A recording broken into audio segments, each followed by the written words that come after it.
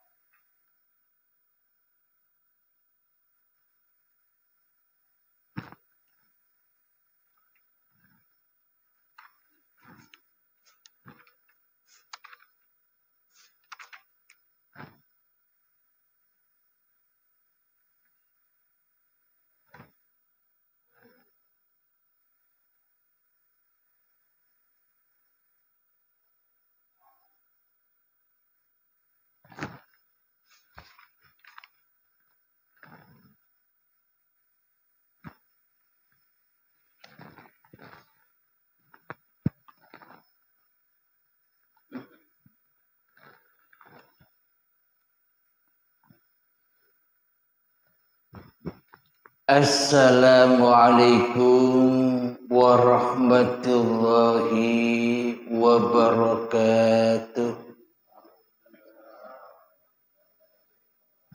Bismillahirrahmanirrahim.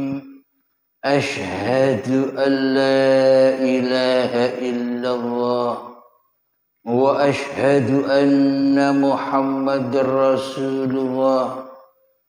Allahumma salli ala sayyidina Muhammad wa ala ali sayyidina Muhammad. Rabbi shrah li sadri wa yassir li amri wahlul 'uqdatam min lisani yafqahu qawli. Amin. Bismillahirrahmanirrahim. Salam santunku buat para jamaah yang hadir di pengajian rutinan Sabtu malam Ahad ini. Semoga kita semua senantiasa di dalam lindungan Allah Subhanahu wa ta'ala. Amin ya rabbal alamin. Sebelum kita mulai kajian ini, marilah kita kembangkan bersama kalimat thayyibah di dalam nyawa, di dalam jiwa, di dalam hati, di dalam roh, dan di dalam uripe Allah ini. Subhanallah walhamdulillah wa la ilaha illallah wallahu akbar wa la hawla wa la quwwata illa billahil aliyil azim.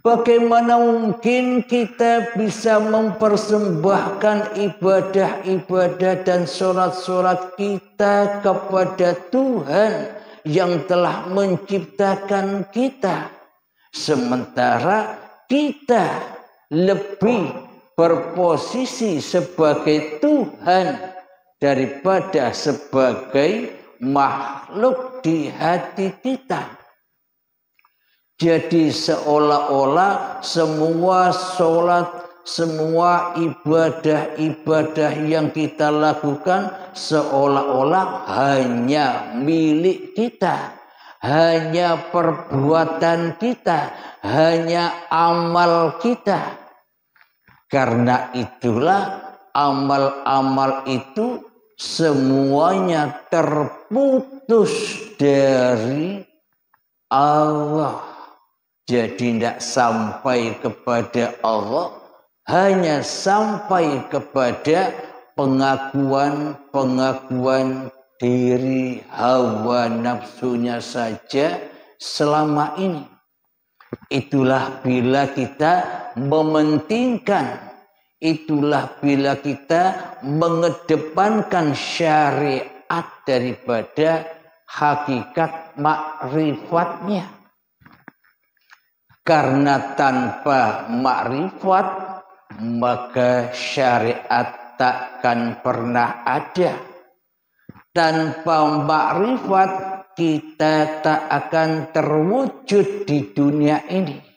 Tanpa makrifat bagaimana mungkin kita bisa ibadah dan sholat?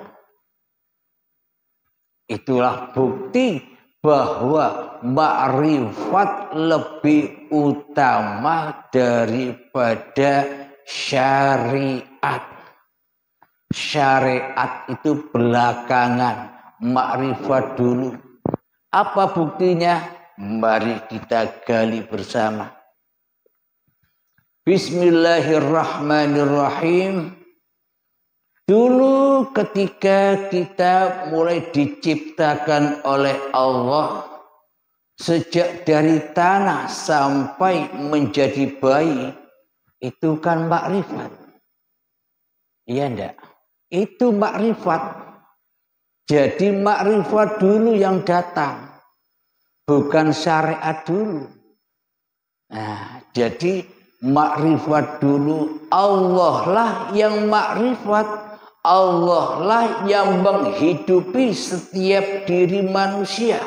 Allah lah yang menciptakan setiap diri manusia.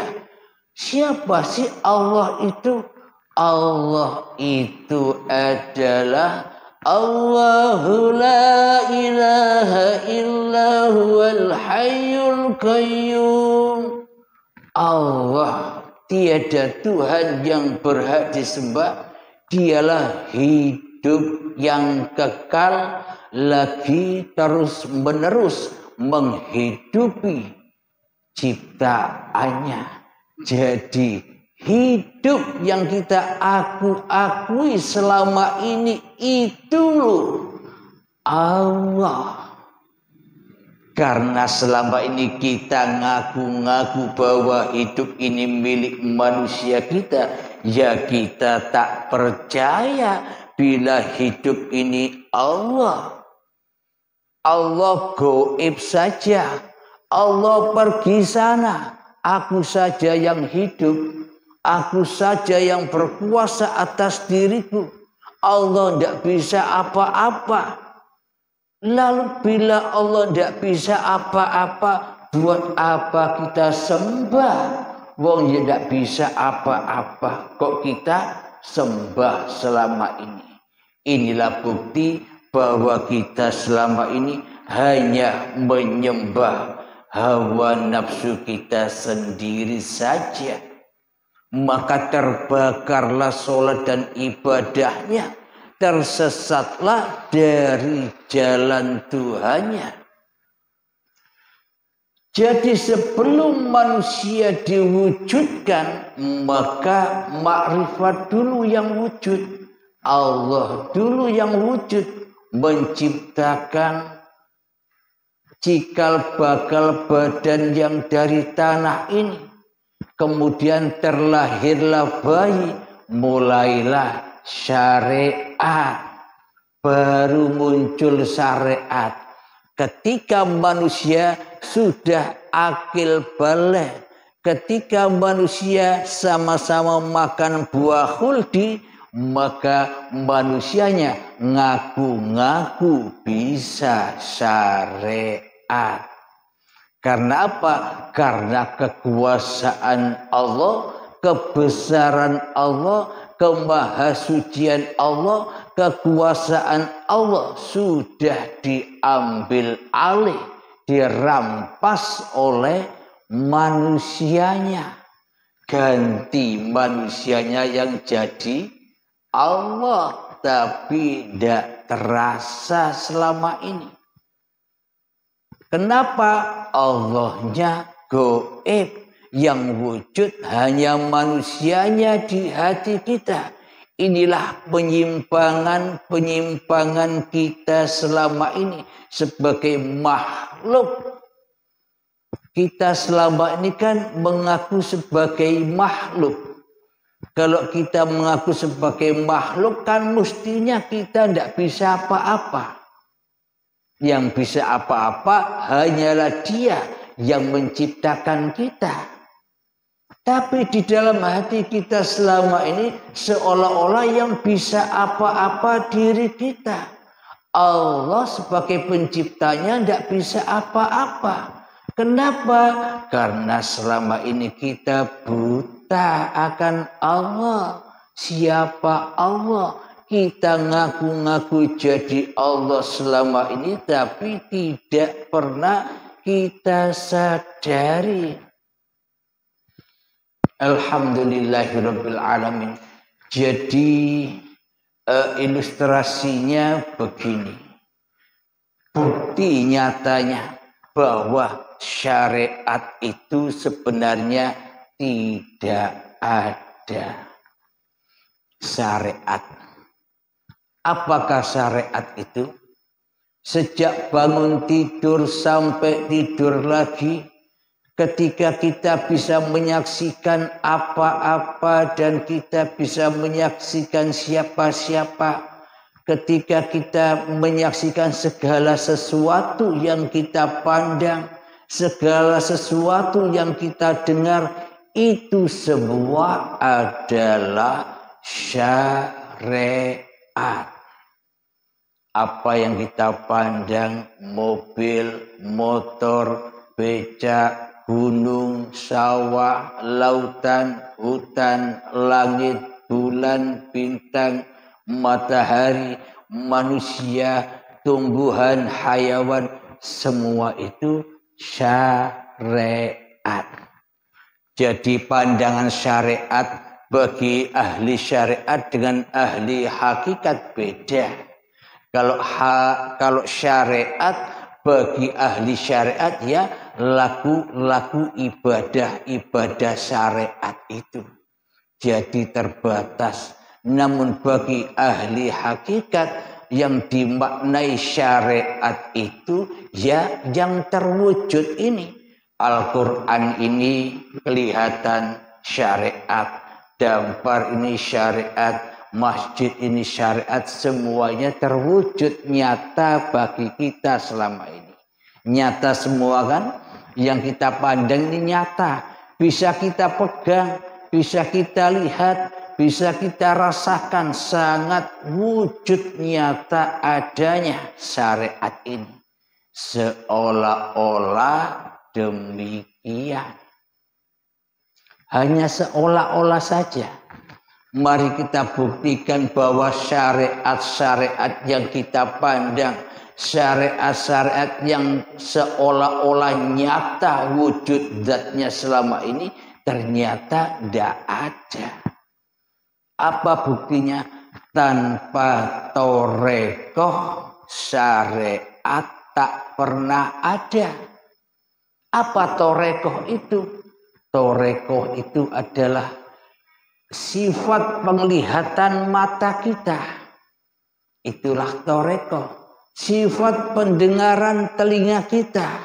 Itulah torekoh. Jalannya untuk mewujudkan segala sesuatu adalah toreko. Jadi tanpa toreko, tanpa mata, apa bisa terwujud alam semesta ini? Nah, jadi kewujudan segala sesuatu akan hancur lebur ketika tanpa toreko.